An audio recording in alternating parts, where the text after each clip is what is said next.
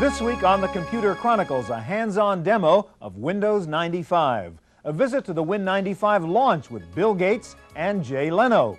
Some advice on how to learn how to use the new version of Windows, a sneak preview of 2 new Win95 applications, a guide to online help for Windows 95, and this week's computer news. All coming up next on the Computer Chronicles. Computer Chronicles is made possible in part by Hewlett-Packard, working with industry leaders to ensure compatibility across the board and across the network. HP PCs, you're looking at partnership in a whole new light. The Computer Chronicles is also made possible by the Software Publishers Association, providers of educational materials to help manage software. Don't copy that floppy. Hi, and welcome to the Computer Chronicles. I'm Stewart Cheifet. Unless you've been asleep somewhere for the last few months, you no doubt know that Windows 95 is upon us. Several million people have already bought the Win95 upgrade, but most computer users are still thinking about it. Should you buy it? Is it worth the 89 bucks? And how will your PC life be better if you have Windows 95?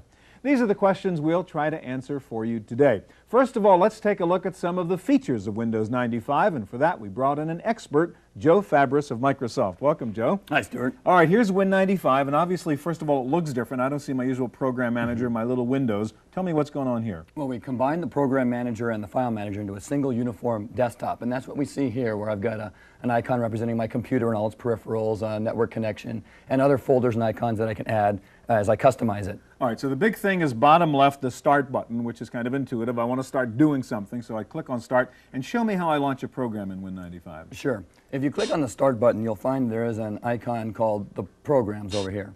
And this is where everything that you had in your old program manager has gone to when you start Windows for the first time under Windows 95. All right, and that first window that opens up, I can customize that too and determine what will show up when I click Start, right? Exactly. Everything above the program is a customization that I've done prior to coming in today. All right, so I want to run a program, so I drill down there in the menus. And I'll go over to Microsoft Office. Okay. This is Office for Windows 95. And I'll launch Excel simply by clicking on it one time. All right, so Excel is up and running now. And what happens if I want to run a second program or I want to do something else while Excel is running? That's one thing that Windows has always been good at, and now it's gotten better. In fact, this time what I'd like to do is, instead of trying to go find an application and run a document, I like to find a document and run an application.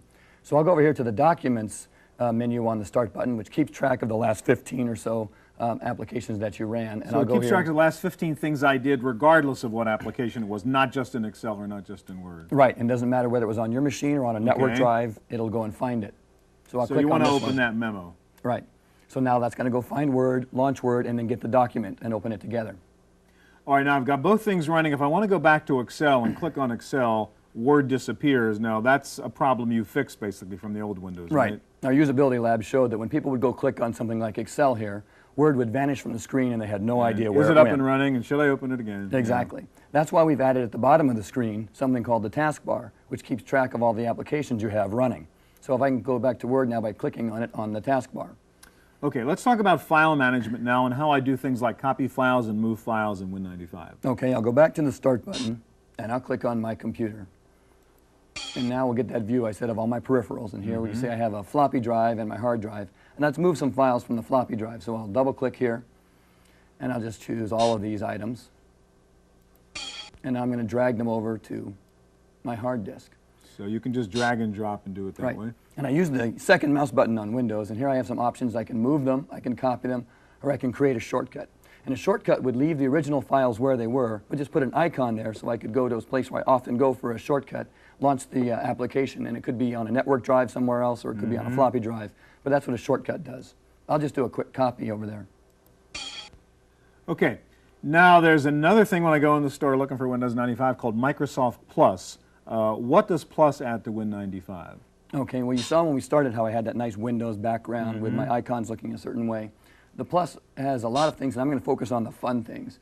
And if I go to the control panel, we have a new icon added here when the Plus gets installed called Desktop Themes. And if I launch this, we'll see that I can now change the way my screen and my computer looks, and I can have it fit sort of my mood and have some pre-built themes that Microsoft's put together here with some graphic artists. like Dangerous Creatures or Leonardo da Vinci. I was down at the Hate District last night visiting my sister, and this one called The 60s reminds me of that. So if I'm in that mood today, I can click on that and have it on the screen. So you can sort of customize your desktop day by day depending on what you feel like. Sort of Exactly. designer desktop. Here, Yep, huh? and then what it'll do is it'll change the background to something that looks like the 60s, and then we'll see new icons. I have a peace sign for my computer and beads for the network neighborhood, and all my sounds now have changed as well. All right, now Plus, a lot of people are getting Plus because it comes with a pretty cool 3D pinball game, right? Can we see what that looks like? Exactly. I'll launch the pinball game right now, and you'll see a nice pinball table, and we'll start a game up. We'll have all the pinball sounds that we expect, and you'll see some pretty good graphic animation that's been an improvement in Windows 95 as well. Yeah. Okay, let's get out of this, and let me ask you about autoplay. Now, another feature in here is if you've got a CD-ROM drive, it automatically launches whatever CD you stick in? Exactly. In fact, I've got one right here that I picked up the other day, and this is a music CD that I bought at Tower Records. And when I put it in, the machine automatically detects that I put a CD in, and now will launch the application that plays music, and then it'll start the songs that are on this disc. So it not only detects you put a CD in, but it knows it's a music CD, and so it's going to launch the audio player program, whatever that is, not the CD-ROM. Exactly. And this is a new piece of Microsoft Music you guys own now, I guess. Well, we're having some fun with it. Yes, we are. Okay, thank you very much, Joe. It's been my pleasure. Okay, Windows 95 is, after all, just an operating system and a user interface, but the launch of the product was choreographed more like a Hollywood movie premiere than a software title. In case you missed it, here's what it was like in Redmond, Washington, the day Windows 95 was finally released. Ladies and gentlemen, Jay Leno. No, it's not The Tonight Show. Bill Gates invited Jay Leno to launch Windows 95 at this Hollywood-style event at Microsoft headquarters. Well, Windows 95 is so easy, even a talk show host can figure it out. Okay, you got your taskbar, let's go right down there. Little taskbar there, you can click on there, you see, and I can change my mind. Do I go over here? This one too? I can change my mind faster than Bill Clinton. Look at that, huh? Healthcare, no healthcare. Republican today, Democrat tomorrow. Sure, there you go. Just flip it back and forward. Back and forward. Easy as pie-ola. That's a technical term. There were video testimonials by corporate users as well as home users. I tape the CD, put it in, click it on the computer, and the big circle comes, and then the bird comes. Members of the audience were pulled backstage to upgrade from Windows 3.1 to Windows 95 during the gala. The site was connected via satellite to an audience in an amusement park in the Silicon Valley, and the now widely recognized Start Me Up commercial previewed here.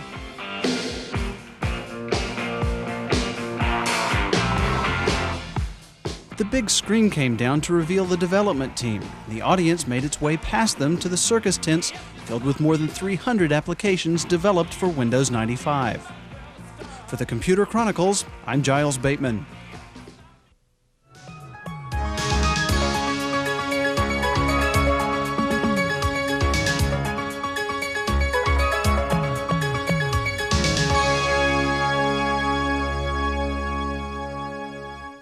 Now, you've all heard the horror stories about what you're going to have to spend to run Windows 95. More RAM, bigger hard drive, new keyboard, maybe a processor upgrade. Let's try to figure out what you really do need to run the new version of Windows. Here to help us out, a syndicated columnist, author, and all-around PC expert, Larry Magid. Welcome, Larry. Thank you. Before we get to the toys here, let's talk about installing Windows 95. What should you do to your PC before you start to install it? Well, the first thing you should do is back up. At very least, back up your important data files, because those you can't replace. Because you can never tell what's going to happen during that install. Absolutely. You never know, even though most of the time it goes fine. Okay. The next thing you want to do is get rid of any viruses you might have. Make sure you've got a nice, clean system. Disable any of your TSRs or anything that's kind of, quirky, so that when the Windows 95 installation program starts running, it's got a fairly vanilla, ordinary system to deal with. Then, after you've done all that, make sure you've got plenty of space in your hard drive, because that's critical, because Windows 95 is going to use every nook and cranny you've got. All right, let's talk about that now. First of all, let's talk RAM before we talk hard drive, and we hear that you really can't run Win95 if you have a 4 megabyte machine, right? In theory, you can, but then a family of 4 could live in a one-bedroom apartment, theoretically. In reality, whatever the rules were for Windows 3.1, you double them. The rule, Windows 3.1, 4 megs minimum. Windows 95, for all practical purposes, 8 megabytes is your minimum system. If you want a really nice system with plenty of room to grow, 16 megabytes is really excellent. That's what I use. If you're a heavy power user and you've got a lot of CAD/CAM or big graphic images, then you probably want to go to 32 megabytes. Believe it or not, that's what the power users are doing these days. Let's talk about the RAM upgrade options, and we have a couple of them over here. First of all, this PC MCIA card, and I guess if you have a laptop and you have a PC slot, you can just stick that in and Absolutely. get more If you RAM. get an extra slot and you can afford it, that's a great, easy way to do it. Okay, now sometimes you don't have a slot, and I guess these are sort of little mini SIM chips. Right, they fit in the, usually there's a little door in the back of your laptop, and you turn it off and plug those in. They're pretty easy to install, and they do the job. And for the typical desktop user, you've got your regular PC. This is the normal. Right, you can get up to 16 megabytes of memory on one of these little, they're called a SIM modular, and they just plug right into the motherboard, and they're fairly easy to install. If you know how to take your computer apart, if you're comfortable, you can do it yourself. If you're not, it's a 10, Let's do $20 that right yeah. here. We have a PC open, and we'll just lift this power supply and get it out of the way. And these are your RAM slots right in here, right? That's right, and you'd have an empty one, and you just pop it in there and clip it down and turn on the machine. If all goes well, you've got to do memory. It's not too, you don't have to be afraid to do that. No, right? the only thing is make sure you touch the chassis to discharge any electricity, static you may, before you touch one of these components. Other than that, you're fine. Let's get back to the hard drive issue you mentioned. Windows 95 takes up a lot of space in your hard drive. Most of us don't have a lot of space left over on our hard drive. What are the options then to get more hard drive space? Well, of course, you could always buy another hard drive, Right. and eventually you can do compression. But the main thing you want to do, it's like cleaning out your garage. You probably have more space than you realize, because you probably have a lot of junk on your machine. Programs that you haven't used in months, go ahead and delete them. And then you get into the issue, how do you delete them? Well, if you really know what you're doing, you could delete them manually. But even if you took out the directory that all the programs are in, there's always extra files sitting around. There's always statements Certainly in if your you Win had files. Win 3.1 on your machine. Especially with Win 3.1. So that's where we have all these commercial uninstall programs. Now, sort of the mother of all uninstall programs is called Uninstaller for MicroHelp. And we actually you have that up here now? have it running here. And what we're doing here is we're actually in the process of looking at a program that we want to get rid of. We want to get rid of, let's say, not that we would want to get rid of ClarisWorks. We'd click on this, we'd push Analyze, and then the program would start analyzing what it has to do, and it would go ahead and not only delete the files, but clean up the WinINI program file and just get the machine so it's as if that program were never there. Now, eventually, you're not going to need this because Windows 95 has an uninstall program built in, but it only works with Windows 95 applications. So for the present time, you're really going to need a program like this. Eventually, it's going to be an operating system When you want function. to install Win96, you'll have the problem solved with Win95. Exactly. All right, last thing we hear, there are special keyboards out now for Windows 95, and we have one of them over here. And show me what's so special about this. Why might I want a separate keyboard for Win95? Well, you don't need a separate keyboard. I mean, you can function fine without one. Well, we got, for instance, here's this little funny Windows key over here. What does that do? If you're buying a keyboard, you get one of these and you push it, and what it does is it brings up the start menu. It's just like if you'd press the start menu. So it just makes it easier. And there's another one over on this side. And what's that little Windows Well, it's button programmable. If it's just Microsoft, it does the same thing. But in this particular one, it actually brings up a special task switching menu to make it just easier to change tasks.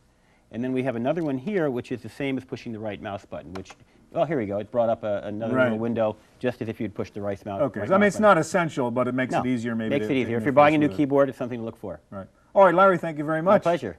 All right, so let's say you decide to buy Windows 95. There is a learning curve. It's not the same as Windows 3.1, certainly not the same as MS-DOS. You have to figure out how to use it if you're going to get your money's worth. So let's take a look at your options for getting up to speed on Windows 95. The screens may look familiar, but they are not quite the same. There are new icons, new menus, and there's a new way to organize files. For a single user, Windows 95 means establishing some new habits. And for technical support staff, it means answering a lot of questions. One way to prepare yourself for the changeover is to put the manual aside and go back to school, Windows 95 School. So far, we've been focusing mostly on the technical end of things because people are just getting started in rolling out Windows 95, and the companies are trying to learn as much as they can about how the operating system works within their company. So they're sending people to the technical training classes in order to learn and understand it very well before they go ahead and give it to their end users. The class approach appeals to people who either don't have the time or just don't like to read manuals. It's kind of a shortcut to the program's main features. So even if you go through and you learn it on your own, which I'm sure that lots of people will probably have to do, the tips, the tricks, things that will ultimately save you time in the long stretch, that's what you get out of class. And the interaction between having someone answer your questions as opposed to your having to either call support hotline or trying to look it up through the help screen. Those are useful, but again, they're time consuming. So I think if you're looking for a way to save time, come to class. Classes are attractive for users who are short on time and can afford the fees, but for some brave souls, a book and sheer persistence can accomplish the same goals. if they have the patience. You get to know your computer a little bit more because you're figuring out how to set something up, because you're not just going to set up Windows 95 on your computer, you're going to set up all kinds of different programs that you're going to need. So it gave me like a sense of accomplishment when I finally got it to work. I was like jumping up and down and I was all excited about it. But I think some of the minuses is it can be very frustrating. You know, when you have a question, you have to refer to a book for an answer. For the Computer Chronicles, I'm Giles Bateman.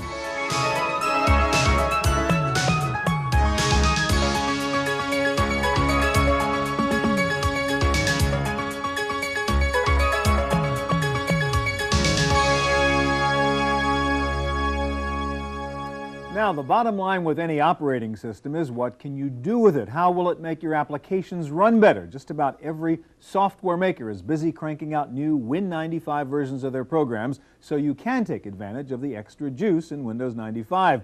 Here to show us two examples of brand new Win95 apps are Jeff Rona of 3DI and also over there Kevin Goldberg of Trimark. Let's start with you, Jeff, and you have a program called Trispectives. And first of all, what's important about Win95 to this 3D design program? Well, our program really isn't able to do anything without the power that's behind a 32-bit application like Windows 95. Its multi-threading capabilities allow us to render faster, move objects interactively quickly, and overall speed performances that just weren't available in Windows 3.1. Right, you have some neat examples now, so show us a little bit of the program and what it does. Right.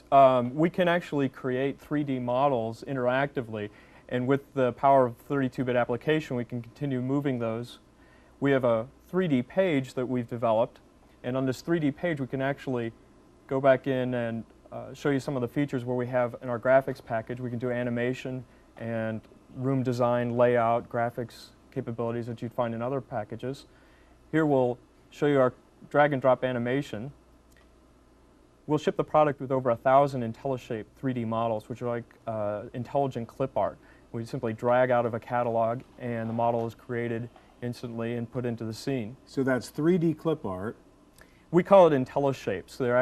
They have intelligent properties. They know how to land and slide over one another. That makes it more intuitive for a user in a drag and drop. And the fact is you can animate these things essentially. Exactly. Right? So now I'll just go into our animation catalogs, make a spin move on the Earth and a spin move there. We'll turn on our smart motions and click play, and we have a real-time animation sequence that can be exported out to an AVI file if you wish for use in something like PowerPoint or in MediaPlay. All right, what else can we do with this? For many customers, many people are looking into virtual reality. Here we've got a room scene that we've set up. We can actually do a walk-through camera angle to go into our room, and we can turn ourselves around so we get the back view. And then for creation, we can actually drag and drop more of those models into this. So we have a table and chair. And the table knows how to land on its legs. The chair knows how to land. That's the intelligent shape. It knows where it belongs. Exactly. So even if we move it on the floor, across the floor. We can also position it using a new feature we have called a tri-ball.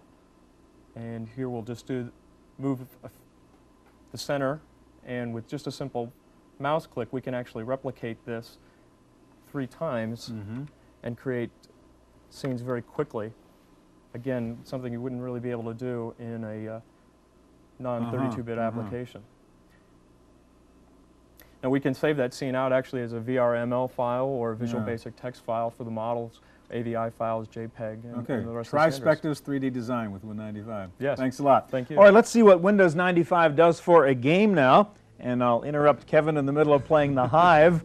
And tell us about the game, Kevin. Well, what Windows 95 gave us is the ability to do pan-interactive sequences as well as streaming animation on top of them, something that we couldn't have done before. And I'll jump right into gameplay. Tell us what's going on in the game here while you're playing. Well, I've just landed on an ocean platform, and the object is to basically blow these guys away. You can hear I'm doing pretty well. This is a standard rail sequence where your motion is predetermined. And if you get far enough along, I'll be able to show you a pan-interactive sequence where you become stationary and the sprites move around you in a 360 degree. And you can see we're now in that pan-interactive. I'm controlling the motion, seamless branching between the two, and without Windows 95, we couldn't have done it. Very cool. All right, it's called The Hive. Absolutely. Thanks a lot. All right, you've no doubt heard about the new Microsoft Network, MSN, which comes with Windows 95. If you want help or more information on Windows 95, there are in fact a lot of online sites where you can find it. So let's check out this week's Net News with Giles Bateman. Thanks, Stuart. I think the best place to start is to go straight to the source. Here I am at Microsoft's own Windows website, and here I can get Windows 95 general information, tech information and support, free software, and more. But I think of more interest to online users is the Microsoft Network. And if you have access to a web browser and the internet, you can actually check out MSN before you ever sign up for it. You just go to the MSN website and you can click About MSN, and well, you can learn what's on MSN today. And there are more things you can do, but you can get a general feel for it before you ever become a member. Now, if you're not on the internet, or perhaps you're on an online service and you're not used to using the internet, remember the word Win News. That's W-I-N-N-E-W-S. There are two N's in the middle and there's no space in between it. Now, on just about any service, it's Go Win News or Jump Win News. I think only on Genie you do a, move to page 95. So that's the only one that's different. The other thing you'll want to remember is the Win95L mailing list. Now, just follow the instructions you see here, and you will get actual hardcore hands-on information from Windows 95 users themselves. Now time for our weekly summary of what's new in the field of personal computing. Let's go to Studio E for this week's computer news. In the random access file this week, it's a Pentium world. Computer Intelligence Info Corp reports that Pentiums now represent 53% of all new PCs sold. 486-based PCs are dying out, and estimates are that by December, 486s will account for less than 25% of the market. But just as the Pentium begins to dominate, Intel has announced P6, the next generation microprocessor. They've given it an official name, the Pentium Pro. P6 machines are due out later this year. The Pentium Pro has 5.5 million transistors on the chip. Compact's new PCs are coming standard with MPEG video capability. Compaq is also bundling in 3D surround sound and a speech recognition voicemail system. IBM is also making its new Aptivas more multimedia friendly. The new models just out this week feature a special video chip called M-Wave that also enables smooth full motion video and duplex sound.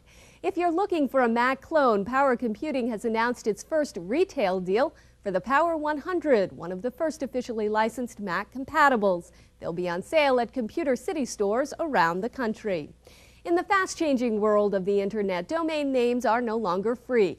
Network Solutions, the company that registers net domains, says effective immediately, there will be a $50 annual fee to register. Domain names are being listed at the rate of $14,000 a month. Netscape says it will soon be out with a new software package that makes it easy to create your own web page. It's called Navigator Gold 2.0. It will be available free on the net at the end of October and will go on sale in January. But two UC Berkeley graduate students say they have found a security gap in Netscape's web browser. They say a knowledgeable computer user can break their existing security code in a minute. Netscape has acknowledged the problem and said a fix is on the way.